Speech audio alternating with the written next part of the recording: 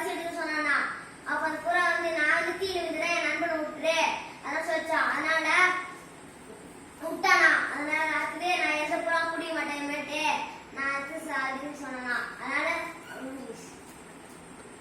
நன்றி.